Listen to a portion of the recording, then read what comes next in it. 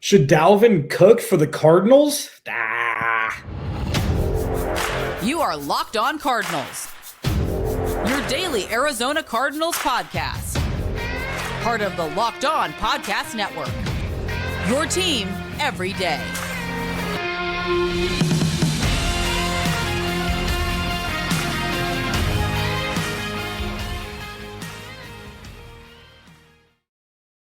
In the Locked On Cardinals, your team every day. Alex Clancy, follow me on Twitter at Clancy's Corner. Follow the podcast at Locked On AC Cards.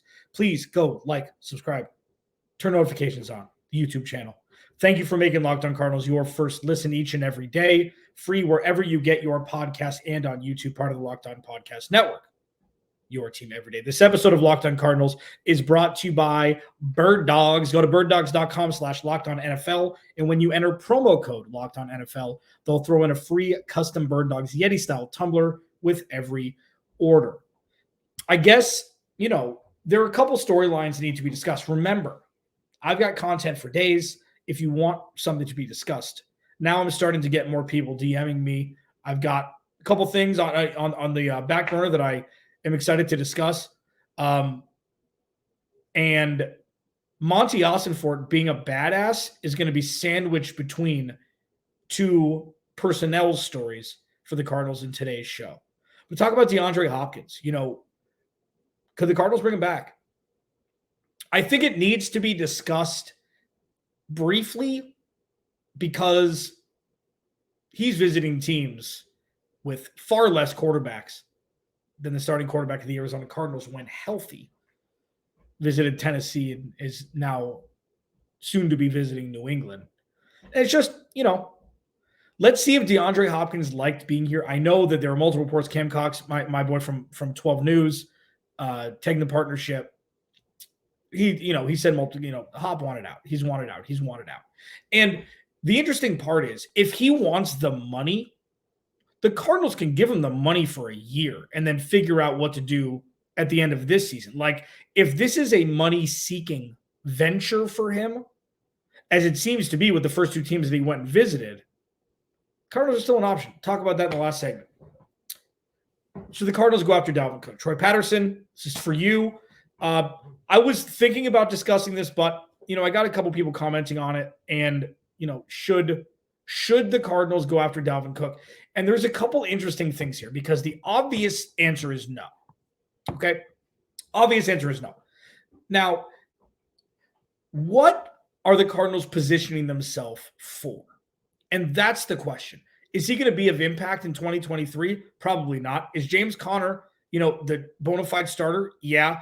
But if you look at the big picture, okay, Dalvin Cook got a bunch of money in his last guarantee. Okay. So he's going to want a payday. He's still in his prime, but he's getting towards that point where it's like you got to make your money where you can, or you got to go to, winner and potentially win. The Cardinals are not that. And I know he's been linked to Miami. He's been linked to the Jets. He's been linked to, a bunch of different teams. And while the obvious answer is no, if you look at what the Cardinals are going to need going into 2024, and if you look at who the offensive coordinator is for the Arizona Cardinals and where he came from, Drew Petzing coming from Cleveland, two-headed monster in the backfield, run-first offense. They won a bunch of games with Jacoby Brissett, or more than people had expected them to win, because it was Nick Chubb, it was Kareem Hunt, and it was the run game. So I can't just say, nope, absolutely not. Does Dalvin Cook want to come here? Probably not. If he wanted to sign with the Cardinals, sign a 2 or 3 year deal, and he looked at what the future could look like with his team, maybe you wanted to live in a warm weather city that has state tax, Miami doesn't, could the Cardinals use him? Of course. With his ability now to catch the ball out of the backfield a lot better than, or a lot more developed than what it was when he came into the league, would that help? Of course.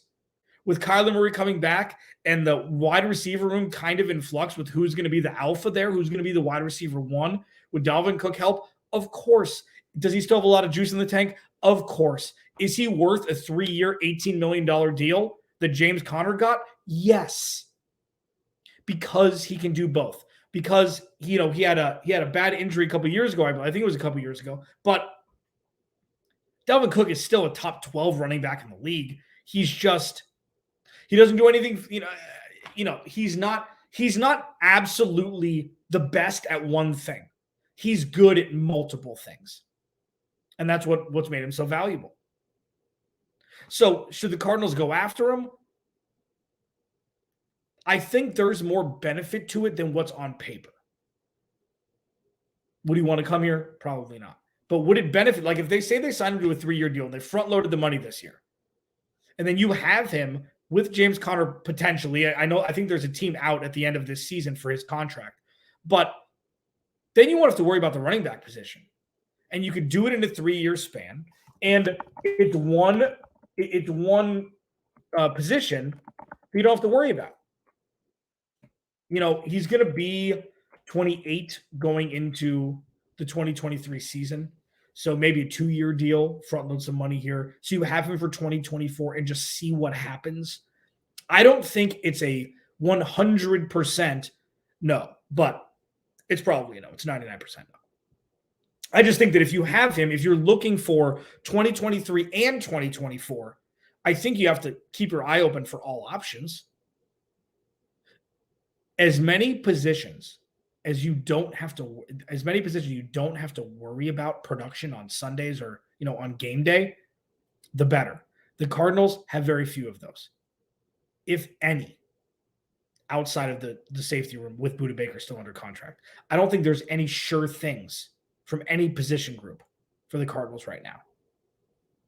And it's fine. This is rock bottom. This is what's supposed to happen slowly but surely and incrementally. It's growing, getting better, strengthening the foundation, and hopefully trajectory changing this perpetually losing organization. That's the goal with all of this. Should Dalvin Cook be a part of it? It'd be awesome. Will he be? No. But if the Cardinals were to sign him to a 2-year deal and front load the guaranteed money, I think it'd be awesome. I think it'd be great. He'd be a great player. Does he want to come here? Probably not. But I felt like it was worth a conversation, especially because, Troy DM'd me on Twitter and, I think it was something that needed to be discussed for sure. And unfortunately, these are things that the Cardinals just need to wash themselves of due to the last regime of you're not able to take advantage of opportunities yet. Maybe come next offseason could be a completely different story. But for now, not so much. Locked On Cardinals, your team every day.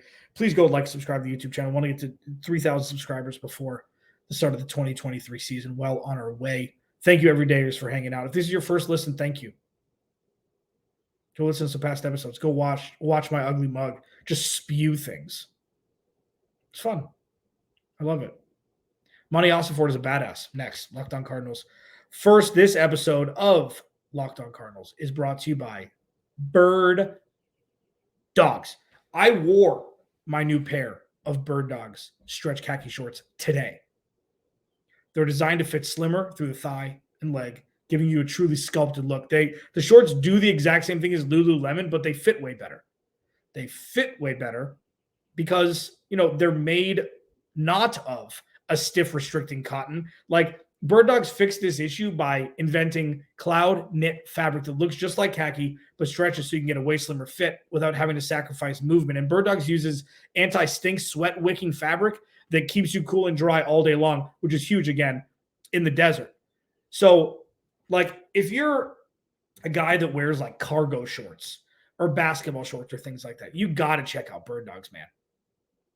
You got to check out. You do. I mean, they're one, if not the best out there for comfort, for look, for usability, etc. Go to birddogs.com/lockedonnfl and enter promo code LockedOnNFL for a free Yeti-style tumbler with your order. That's birddogs.com/LockedOnNFL for a free Yeti-style tumbler.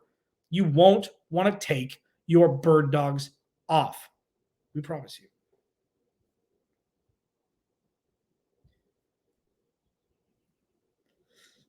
This is a segment I didn't necessarily think I was ever going to be doing. One that I'm about to impart on you. Locked On Cardinals, your team every day. Monti Ossenfort is an absolute badass. You don't really know what somebody's like until you see what they're like when nobody's looking. Now, obviously, there were cameras in the draft room on draft night for the Arizona Cardinals. We got our first peek of flight plan. And if you haven't seen it yet, you can go at Clancy's Corner. I quote tweeted the clip from the Arizona Cardinals. Ari Meirov of the 33rd team, friend of the show, had a longer clip that went viral.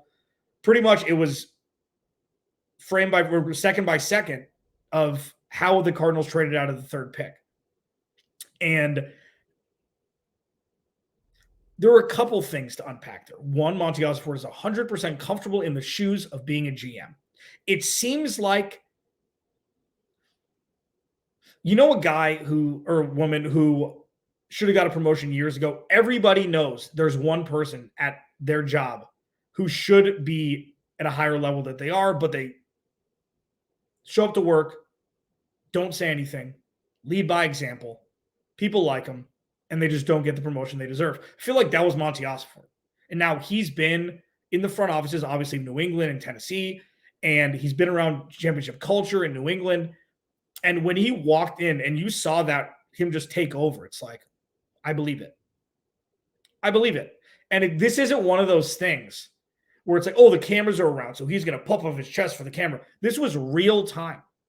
Trading out of the third overall pick. If you haven't watched the clip, go. So that's one. And it's like, listen, this isn't like the honeymoon phase of a new person you're dating where it's like, oh, the first 6 months or the first, 5, 6, 7 months are fantastic. It's a honeymoon phase. Just because what the Cardinals witnessed and what fans witnessed and what media members witnessed was ineptitude during the draft for a large portion of a decade doesn't mean that Monti Ossenfort isn't going to be great at this. So just because the comparison is stark, the difference couldn't be more on the other sides of the spectrum pertaining to draft performance, at least through 1 year, doesn't mean that what we witnessed during the 2020 and 2023 NFL draft wasn't organization shifting. Both can be true. One is obviously true. Stevie Baby was well out of his league. But watching video of Monti Ossenfort do it, I mean, not only did it juicy up because, it's in the middle of the summer and not yet, but there's no football, and this is like any sort of content, any sort of anything is exciting and fun and everything. Monti Ossenfort's a badass. So that's one side of it. The other side of it, which is great and isn't so great. One side of it that's great is Michael Bidwell just sat there with his keister on his hands. And maybe he was doing that with Steve Keim, but seeing him be listless in the process, like listless, like sedentary, dormant in the process, and just letting Monty do his thing. Beautiful thing.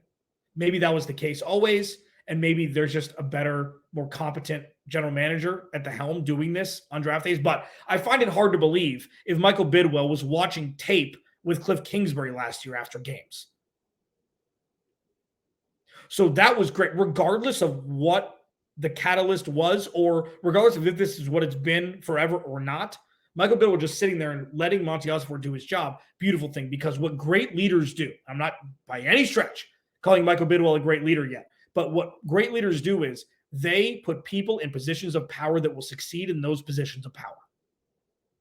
That's what great leaders do, and they let them do their jobs. Sure, input, texture, leadership from atop, of course. He let the person who he hired do his job in the most stressful time of the draft, because that's what paved the way for the rest of it. The not so great side of it, Jonathan Gannon looked completely out of place. He looked happy to be there, which, listen, that was his first draft room as a head coach. Enjoy it, Johnny. Enjoy it, Mr. Gannon. That's not what I'm talking about. Like, if I were in there, my first head coach, I'd have pom-poms. I'd be eating popcorn. Like, this is the coolest thing ever. Obviously, that wouldn't be great for optics. Wouldn't be great for, I deserve to be here because I'm a head coach. But he looked like he's like, oh my goodness, this is really something, huh? Really something, huh, Mr. B? It looked a little, his suit was a little big for him. Like, I think Jonathan Gannon's going to be an incredible leader. And I think his eccentric personality is fantastic. I think it's great. You need more personality. I don't like the stoicism. Mike McDaniel is great for the head coaching position. Not everybody needs to be Kyle Shanahan, who just wears his Yeezys, his flat brims, and is just a robot. And I know he shows emotion. I know that he's a bro's bro, but like, Jonathan Gannon is he's a goober sometimes, and that's fine. There's nothing wrong with that. Give me that over Cliff Kingsbury all day, regardless of performance as head coach. But it's just one of those things that you kind of got to mention, like, that you're the head coach. There's only 32 of you.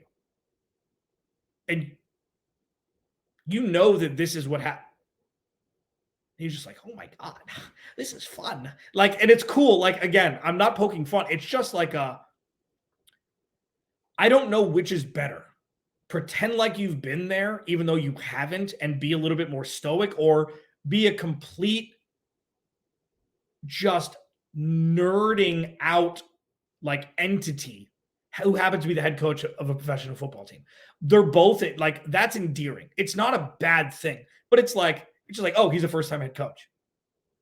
We haven't really seen a lot of Jonathan. Like, you get the press conferences, you get the little bites in here and there, but this has been Monti Ossenfort's show. Jonathan Gannon hasn't really shown anything yet because he hasn't shown anything yet. I mean, all voluntary workouts and rookie mini camps and things like that. It's all the same. It's all the same. Only bad things can come out of those things. Like, it's like, only bad things are noted. Like, whoa, not really sure why I ran practice like that, things like that. But this has been Monty's show. He came in, they hired Jonathan Gannon, tampered a little bit, and then nailed the draft, has a clear plan. But we haven't really seen Monty. Now you see Monty now compared to Jonathan Gannon in those clips. And I know one was working and one technically was sitting there. But it was still like Jonathan Gannon's definitely a first-time head coach. Should DeAndre Hopkins re-sign with the Cardinals? I don't know, but let's talk about it. Locked On Cardinals, your team every day.